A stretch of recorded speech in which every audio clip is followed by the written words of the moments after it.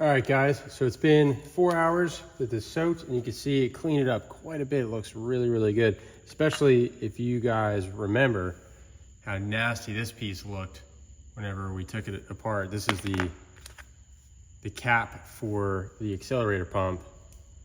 That thing was gross in there. So that the Chem Dip certainly does do a really good job. Whenever I took it out, I sprayed this down with a little bit of brake clean just to neutralize that chemical or those chemicals. And then you can see again, looks really nice. So we're gonna go ahead and, well, before we get this put back together, I do want to briefly discuss about the different jets, what they do. If you're already familiar, skip through this part, but essentially you have three main components of your fuel system or fueling of your carburetor. You have your pilot jet, like we discussed, which is going to be somewhere on here. It's a little guy. And what the pilot jet that sits in here does is it controls the fuel mainly when you're at idle. Idle to about 1/3 of the throttle. And then your main jet and your needle really work together a lot. So your main jet controls how much fuel is passed through at full throttle. It's mostly utilized, or it's only really utilized whenever you get to full throttle to its full capacity. Now the way that the needle works, if you see, this has a taper to it, and that slides down inside of, I mean, if you think it's the other way, and you'll have your main jet, but this slides down inside of there, and this needle does the most for your throttle that you're gonna be using. Obviously everything matters and they all work together and communicate with one another through the fueling, but this is gonna control the most. This is what you're gonna feel from about 1/3 throttle to 3/4 or so. And the taper on that, what it does is it restricts and opens that main jet, and it allows, you know, more or less fuel to come through. So like I had said earlier, you have 5 notches on the tip, and you'll have another one of those circlips. And depending on how you set this will determine your fueling. So whereas you would have a larger or smaller hole in your pilot and main jet, this does essentially the same thing in a different way by just controlling the size of that hole as you run through the different RPMs. The middle slot is always going to be your baseline, which I'm going to keep it at the same spot, you know, and whenever you get the bike going and running and I get to ride around a little bit, I'll feel out kind of how the bike is running and adjust it if needed. But if you're not sure what you need, it's always a good idea to kind of start right there at your baseline. For your main and pilot jets, your air fuel ratio, especially your jetting, matters a lot depending on a lot of things, temperature, elevation, and so you really need to play around or do research to see what other people recommend for your climate. Humidity matters, temperature matters, and then your altitude, because whenever you have a higher altitude, you have less air, so therefore you need to lean it out. So now, since we're here at sea level, you want to have more fuel, but then also, you know, the other factors play into it. So I did research, and I found out that other people who are at similar conditions that I'm at run, what was it? I gotta check. I'm speaking before I know what I'm talking about. Factory, it's a stock, it's a 137 and 50, which is what this had, which my rebuild kit, I'll show you guys which one I'm using for this carburetor, is this 26-1298. This comes with the factory sizing. I went through, I think, what is it? Jet kits, US jet kit. I don't know. Again, it's getting late. And I ordered these. What size did I get? For my main jet, I'm running a 140, and you can actually probably see that better than before. The number's gonna be stamped here on the top. A 140, and then I've got, I believe this is a 52.5. No, it's just a 52. and then a 52 for my pilot jet. So I'm going a little bit fatter on my mixture, and we'll see how this runs. If it's too fat, I'll go ahead and step it back down to these factory jet sizes. So I don't want to dwell on that too much for the sake of the length of this video, which is priority going to be on the longer side. So we can start with dropping in these main jets. Again, super simple.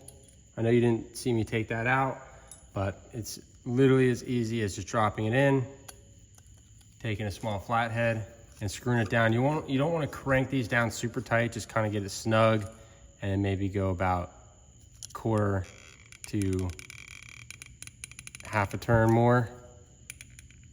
Just want to get it seated.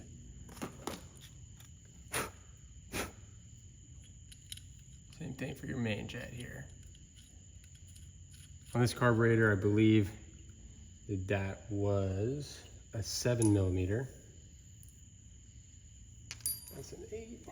It's a 7. So we'll go ahead and tighten that down. Again, it's literally just to get it snug. You will damage these threads if you try to crank it. So, nice.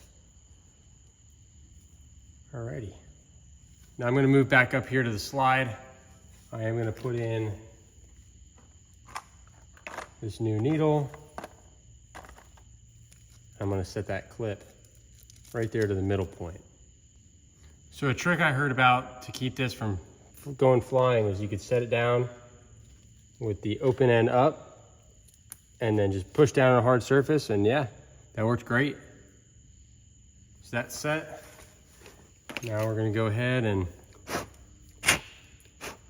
drop this back down into the slide here. And then reassemble our arm. All right, got the slide and everything put back in, and you can see if you look inside, that is going to be that needle that slides up and down inside this needle and main jet combo. So everything else is really just putting it back together the way that you took it apart. So I don't think I really need to go back through all that again for the sake of time. I will show you whenever we get to the accelerator pump, the squirter, whatever you want to call it. And because, you know, we didn't really see that coming apart. And then whenever we get this back together, we'll throw it back on a bike and see if this did the trick. All right, so we got everything back together. Now we're here to this accelerator pump. So we want to go ahead and take our spring and drop that guy back down in there, or this is a new one. And then take our new accelerator pump and just work that in there around the edges. And then this new kit actually did come with the new O-rings here. So I pulled out the old ones and I'm going to use these new guys here.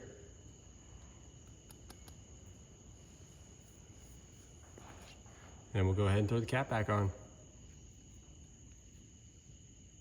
Easy as could be. All right, we've got it all back together. I went ahead and threw the new battery in here and it's all charged up. So we should be ready to rock and roll and see if this thing will fire off for us.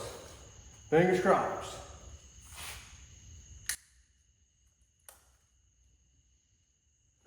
Put the choke on. Give it a couple pumps.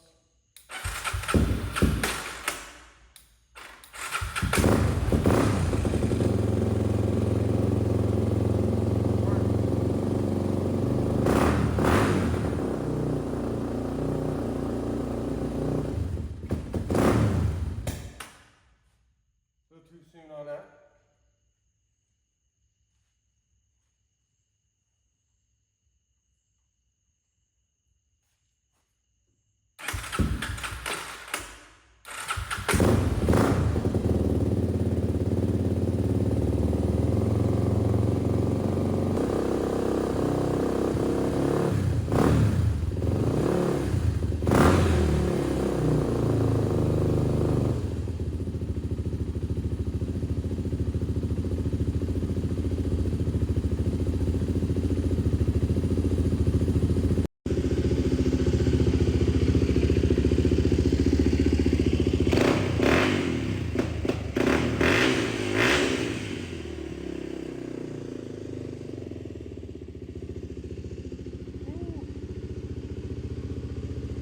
Well, there you have it. We got this thing running again after years of sitting idle. And buddy, she's loud. And I took her for a rip down the road and she moves out too pretty good. So thank you guys all for watching. Hopefully you liked the video. If you did, give it a thumbs up. Check out some of our other videos and subscribe to the channel if you are not already. Look out for a part 2 of this thing where we're going to be giving it a cosmetic makeover. Thank you guys all for watching. Get outside, get wrenching, piss off your neighbors, disappoint your mom, and until next time, keep on keeping on.